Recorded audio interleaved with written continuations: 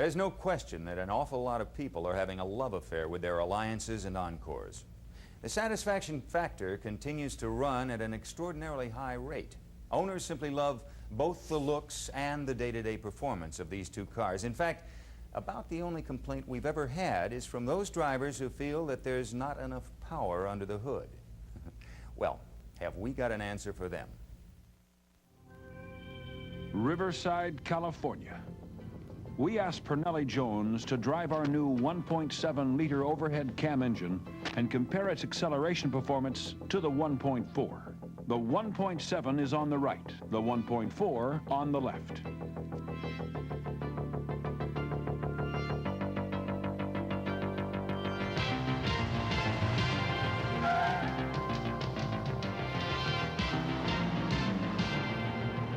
PARNELLI turned the quarter mile in 18.96 seconds, passing the finish line at 72.3 miles per hour.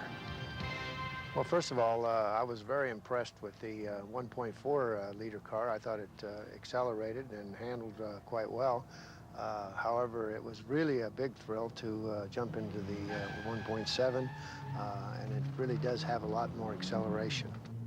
I think the difference between the 1.4 and the 1.7 as far as acceleration, they seem to be both pretty quick at first 20 feet or so, but after that, the horsepower began to take over, and the 1.7 then began to pull away, especially in the last part of the quarter mile. The success that you've had with the 1.4 liter car has been phenomenal, but I think that you're really going to appreciate and really enjoy the added power and the handling of the new 1.7. It's really impressive. I think you got a winner. You and your customers have been asking for more power in Alliance and Encore, and now you've got it. But important as improved performance is to future sales, this new 1.7-liter overhead cam engine offers a lot more than meets the eye. We asked Daniel HITTLER, Director of Engine Engineering, to give you a brief introduction. The engine represents state-of-the-art technology. First, it's overhead cam, driven by a belt which is hidden behind this cam cover, but a conventional cog belt drive. Secondly, it has an aluminum cylinder head. Contrary to prior Renault history, the cylinder block is one-piece cast iron. This engine no longer uses an aluminum block or an iron block with wet liners. This is a single unitized iron block.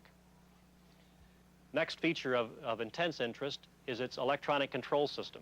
We've applied single-point fuel injection, similar to the 1.4 liter, but in a more advanced state. Its electronic control system is far more advanced. It uses a knock sensor, which the 1.4 unit did not. And the control circuit, or the control logic for this knock sensor, is without a doubt the most advanced in the world. I could tell you that it has adaptive learning and that it measures the knock for each cylinder independent of the others, and a whole list of features. But the bottom line, or the value to the consumer to those features, is that the engine provides very respectable performance with a minimum compromise in fuel economy. And that was our objective, to improve the performance compared to the 1.4 without substantially deteriorating fuel economy. To be more precise, we're looking at EPA estimates with 5-speed overdrive of 30 city and 37 highway, compared to 31 city and 38 highway on the 1.4 engine.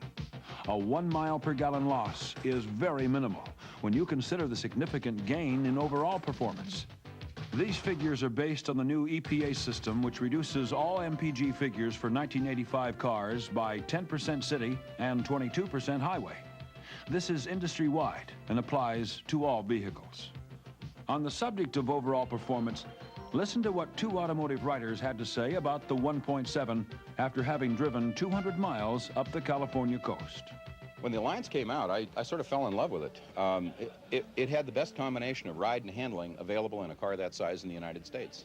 The engine has exactly what the Alliance needed. You know, it's additional torque, so that you can now go up hills in 5th gear, and you don't have to worry about rowing through the gears to keep the car moving in front of traffic or with traffic.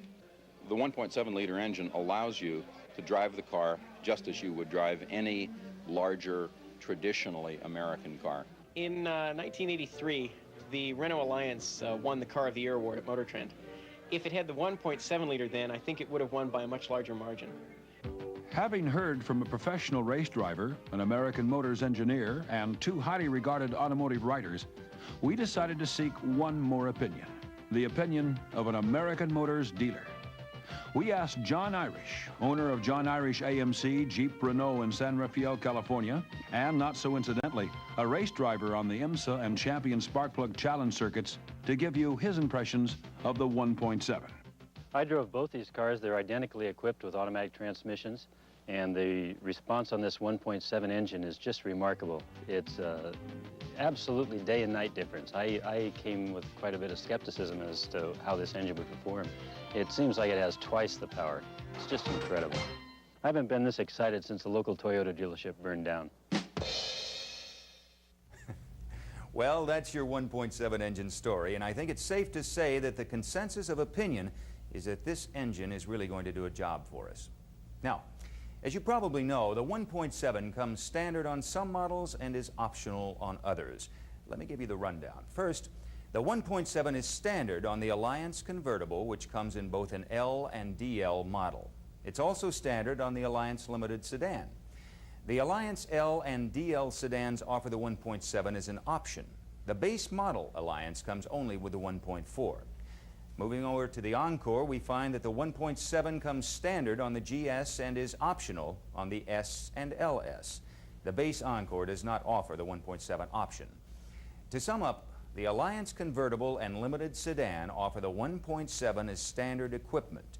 The Alliance L and DL and the Encore S and LS both offer the 1.7 as an option. The base Alliance and base Encore are available only with the 1.4-liter engine. We all know that Alliance has excellent cornering and road holding ability, but how does it stack up in the eyes of an experienced race driver like Parnelli Jones? To find out, we asked him to drive the Alliance with a 1.7-liter engine on the road course at Riverside, California. We told him to wring it out and push the car to its limits. Here's what he had to say. I thought the handling of the car was very, very good. You could dive into the turns real well, and it stuck right on the pole and followed the line right around and accelerated quite well coming out of the turn. It's an impressive little handling little car, and that front-wheel drive, when you get into the throttle, tends to pull it right through the corner. It's an impressive little car.